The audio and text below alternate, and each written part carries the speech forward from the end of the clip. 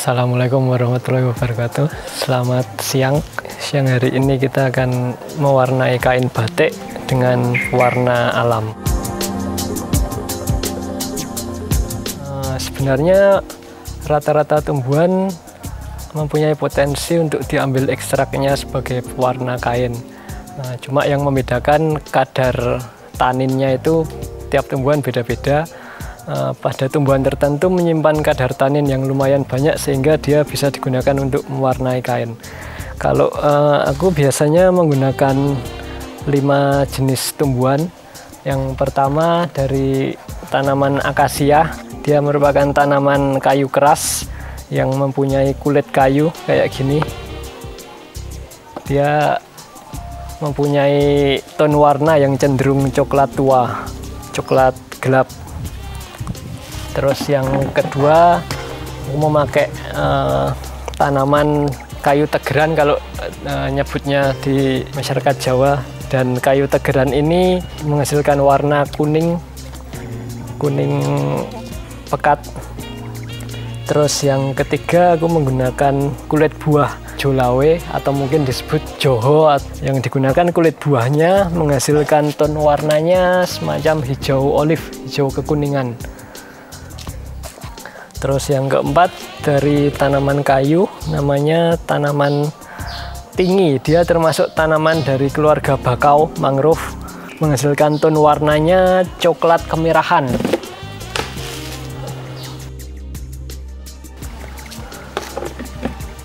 Terus yang kelima, aku biasa menggunakan warna dari tanaman indigo, yang mana merupakan satu dari sangat sedikit sekali tanaman yang menghasilkan warna biru.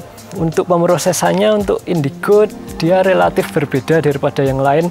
Diproses menggunakan proses fermentasi lalu aerasi, dicampur dengan kapur dan dibikin menjadi semacam pasta dan dibungkus plastik untuk menjaga ketahanan warna agar bisa digunakan dalam jangka waktu yang lama. Tone warnanya menghasilkan warna biru, namun untuk larutan dia berwarna kehijauan. Setelah nanti terkena udara, dia teroksidasi jadi warna biru. Untuk lebih lengkapnya, kita akan mempraktekkan mencelup kain batik dengan pewarna alam.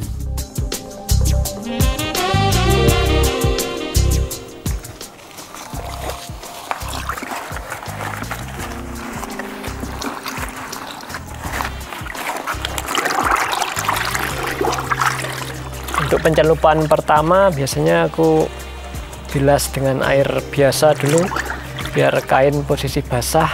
Fungsinya untuk memudahkan penyerapan larutan ke dalam serat kain serta meratakan pewarnaan ke seluruh bagian. Untuk pewarnaan kain batik biasanya kita harus mewarnai secara memutar keempat sisinya per bagian demi bagian agar warna dapat meresap secara merata. Warna jolawe ini cukup menarik karena sangat jarang tone warna dari tumbuhan yang memiliki tone warna kuning kehijauan, serta baunya juga cukup harum karena jolawe ini juga biasa digunakan sebagai bahan untuk meracik jamu. Kita tiriskan.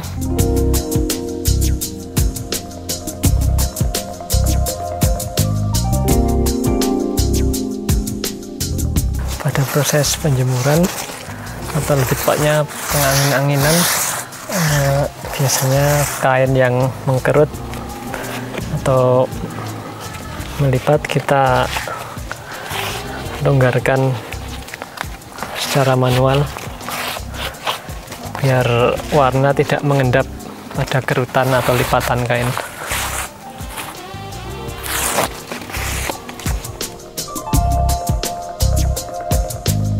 Ini batik dengan warna dari kulit kayu pohon akasia.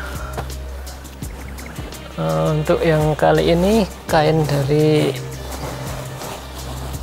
warna akasia ini sudah mengalami 5 kali pencelupan, namun aku ingin memekatkan warna coklatnya, jadi ini ku celup lagi pada celupan ke-6.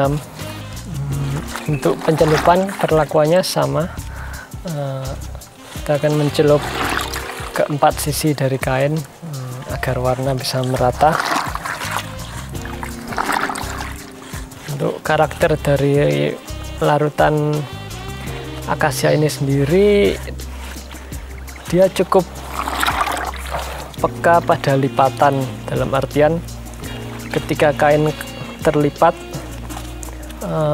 larutan biasanya akan mengendap pada lipatan dan cenderung tone warnanya lebih gelap daripada bagian kain yang tidak terlipat. Namun karena ini mencelup kain batik dengan peruntukan untuk meratakan warna, jadi diusahakan tidak ada lipatan dan tidak ada endapan dari warna akasia.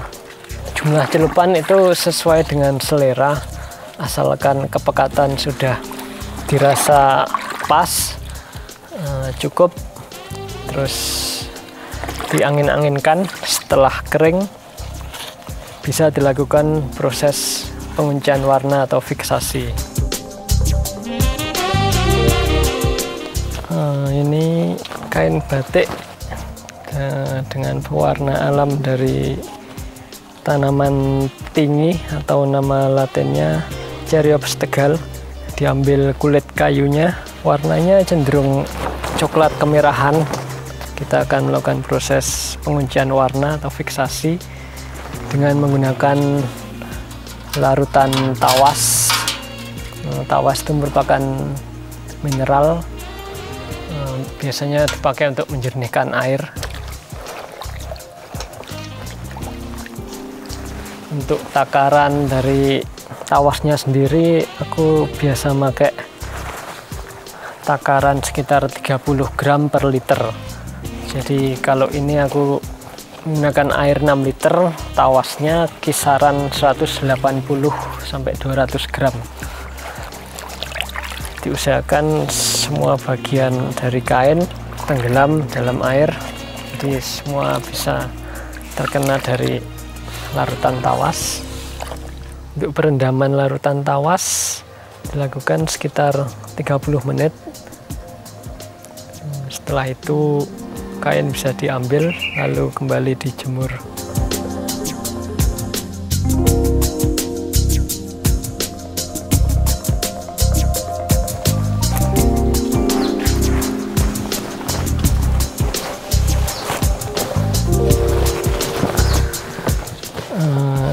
Ini kain celupan warna dari daun indigo, jenis Indigo Vera tinctoria. Kita akan melakukan pelorotan warna melalui perebusan. Jadi untuk kain batik, karena dia menggunakan perintang dari malam, maka setelah proses pencelupan dan penguncian, proses selanjutnya adalah melorot atau merebus kain untuk menghilangkan malam. Di sini biasanya menggunakan panci dengan diameter yang lumayan besar. Sebenarnya lebih besar ukuran pancinya, lebih memudahkan untuk proses ngelorot. Cuma karena adanya panci ukuran segini, aku menggunakan panci ini. Untuk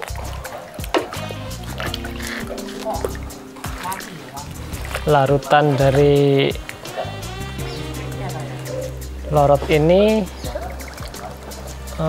aku mencampurnya dengan soda abu yang berfungsi untuk mempermudah meluruhkan malam dan mencegah malam kembali menempel pada kain, karena ketika posisi panas, malam mempunyai kecenderungan untuk menempel kembali pada kain.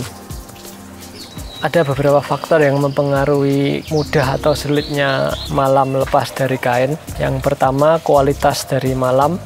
Jika menggunakan kualitas malam yang bagus dengan ditandai warna yang bening atau mendekati kuning putih, karakter warnanya mudah luruh. Tapi jika menggunakan malam yang kualitas di bawahnya, biasanya warnanya coklat tua, memerlukan waktu yang relatif lebih lama. Jika malam menempel pada kain dalam jangka waktu yang lama, misalkan di atas seminggu, membutuhkan effort yang lebih lama dan lebih sulit untuk meluruhkan malam dibandingkan dengan malam yang menempel kurang dari seminggu atau mungkin kurang dari 3 hari. Idealnya memang setelah selesai mencanting, sebaiknya langsung dilakukan proses pencelupan warna sampai dengan warna yang diinginkan, lalu langsung difiksasi, dan setelah itu langsung dilakukan proses pelorotan. Setelah melalui proses perebusan, malam sudah lumayan luruh, jadi bagian yang tidak terkena warna sudah mulai tampak putih dan menghasilkan motif.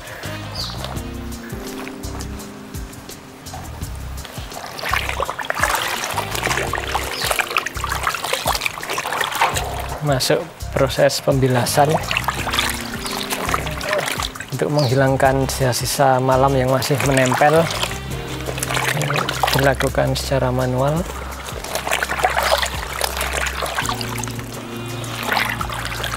Malam yang tadi berada pada suhu panas, ketika direndam pada air biasa, malam akan langsung dingin, dan pada posisi dingin cukup dikerok menggunakan tangan, dia akan luruh.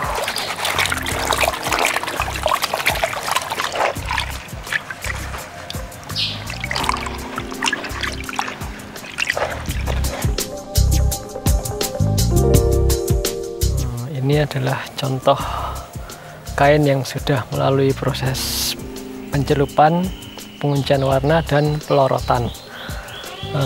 Malam yang tadinya menempel sebagai perintang sudah dihilangkan melalui proses lorot dan bilas. Motif sudah tampak antara bagian yang terkena warna yang tidak ada malamnya dengan bagian putih yang tadi tertutup oleh malam. Kontras antara warna coklat dengan putih. Kebetulan yang ini adalah kain motif parang yang diwarnai dengan kulit kayu akasia. Kalau yang ini warna dari kulit buah jolawe yang tadi dicelup ketika awal, warna cenderung kuning kehijauan. Ini dicelup sampai 5 kali dan dilakukan proses perebusan. Ton warnanya menjadi ton warna semu-semu krem. Mungkin jika ada yang tertarik untuk belajar tentang pewarna alam, sangat terbuka untuk sama-sama belajar, sama-sama terus berproses, mengalami dan menikmati pencelupan warna menggunakan ekstrak dari warna alam.